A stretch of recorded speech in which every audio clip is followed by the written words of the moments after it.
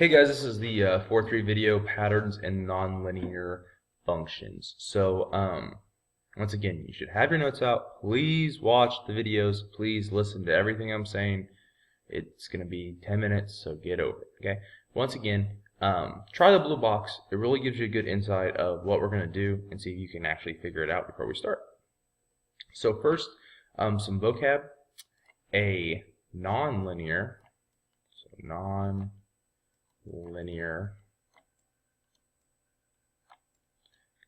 A nonlinear function is a function whose graph is not part of a line. So yesterday we talked about what a function was. Okay, so a linear function is a function whose graph is a non-vertical line or part of a non-vertical line. So you see this word in here, line. Okay, so a linear or a linear function makes a straight line. Okay, these are our basic graphs that we know. Okay, straight lines that can be dotted as long as they would form a straight line, and it's non-vertical, because non-vertical are what we call undefined, and we'll get into that more later.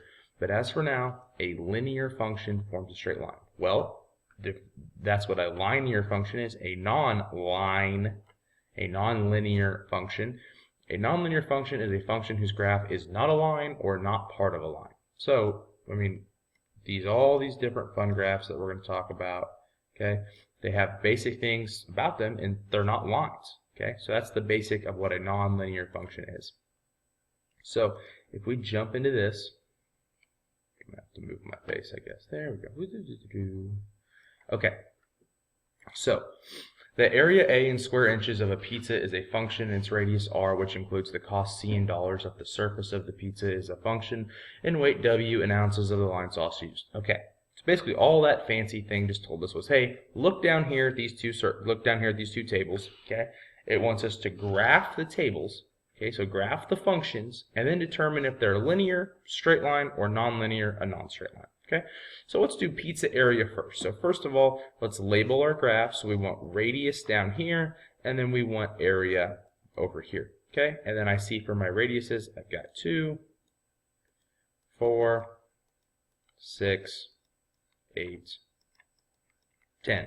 And then for my area, well, it goes all the way up to 315. So I want to, over here, okay, once again, we can't just put these down for our things because it won't look good for a graph. So we need to pick something to go up to 300. Let's go by 50. Okay, so 50, 100, 150. I don't think we're going to make it.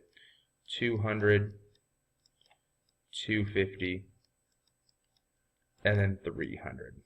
Okay.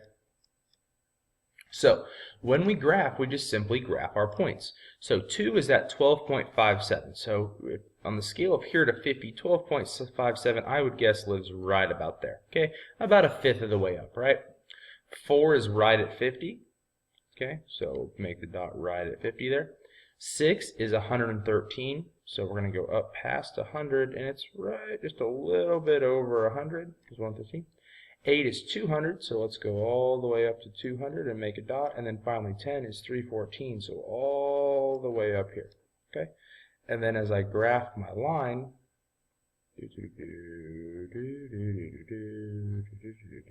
okay, is that a straight line? Well, no, it's not, right? It's got this big curve here. And if you notice, we grow from 2 to 4, we only grow by 38.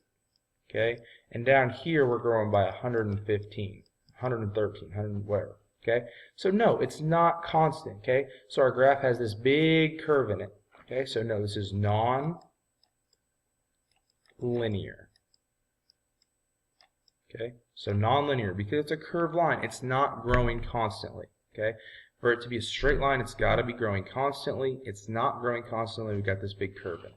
Okay, for our next graph, we're going to do weight.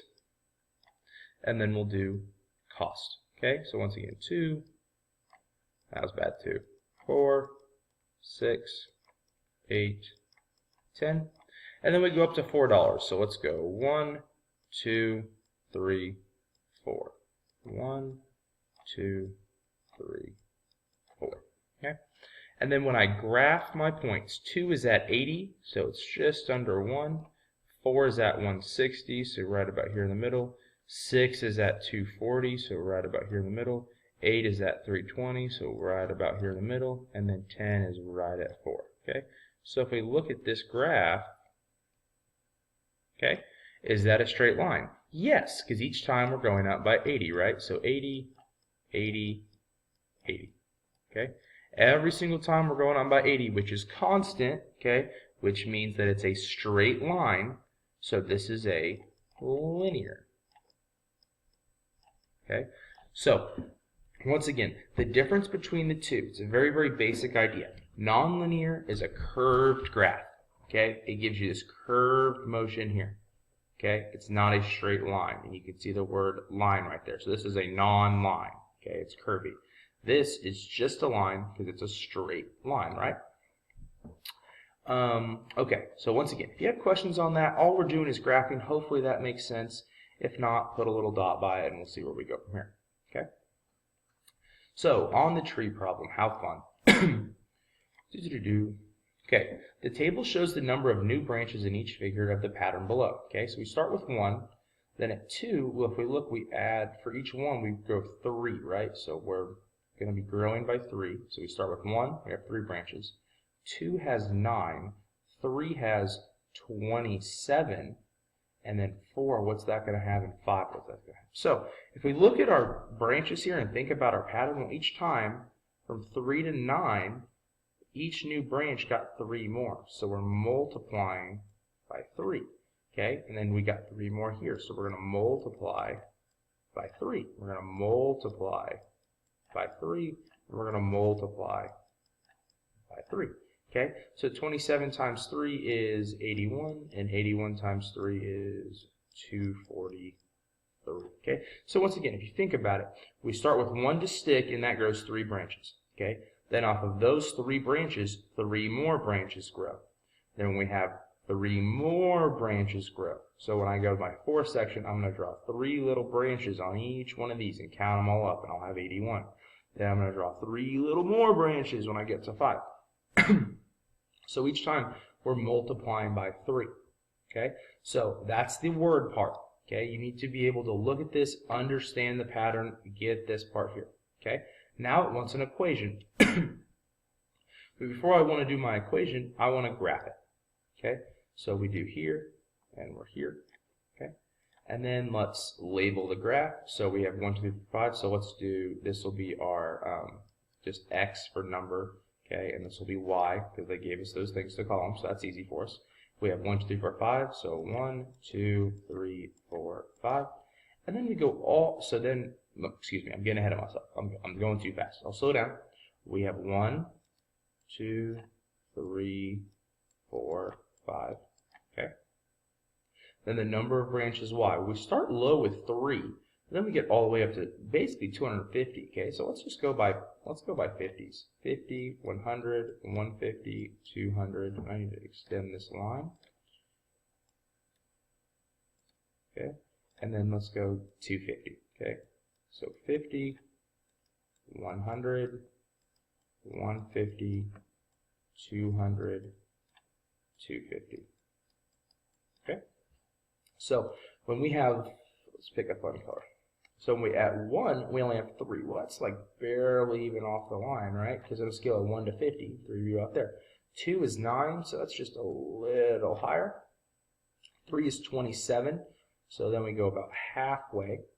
4 is 81, so we're going all the way up here. And then 5 is 250, way up here. Okay, so our line, just straight through all the points, looks like that. Okay, so it's a curved line. Okay, so, excuse me, is that a straight line? No. Okay, so it's a non-linear function. Non-linear. Okay, because it's not a straight line, right? It's a non-line.